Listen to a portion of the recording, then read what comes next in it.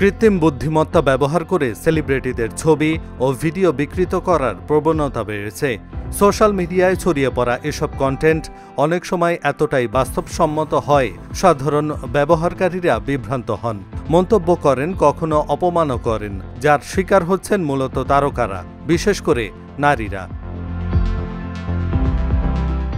এই বাস্তবতায় বিষয়টি নিয়ে উদ্বেগ প্রকাশ করেছেন অভিনেত্রী মেহজাবিন চৌধুরী।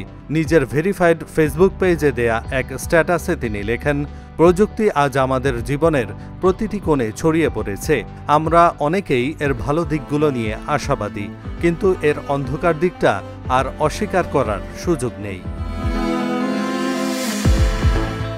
এআইকে বিশ্বের সবচেয়ে শক্তিশালী প্রযুক্তি উল্লেখ করে তিনি বলেন, এটি যখন ভুল মানুষের হাতে পড়ে তখন তা ক্ষতির কারণ হয়ে দাঁড়ায়। মেহজাবিন লিখেছেন, অনেকেই এখন এআই ব্যবহার করে সেলিব্রিটিদের বা নারীদের ছবি ও ভিডিও বিকৃত করছে।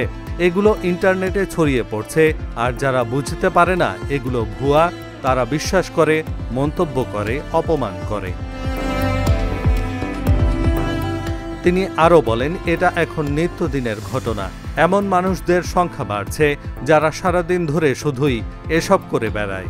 তারা ভুল তথ্য ছড়ায়, বিভ্রান্তি তৈরি করে, মানুষের ব্যক্তিগত গোপনীয়তা লঙ্ঘন করে। এটা শুধু অনৈতিক না, এটা একেবারে অপরাধ।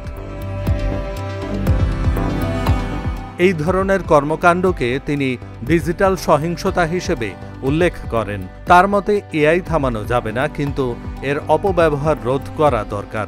আমাদের দরকার কঠোর আইন, শক্ত প্রতিরোধ আর জনসচেতনতা। এহসানুল হক, ঢাকা জার্নাল।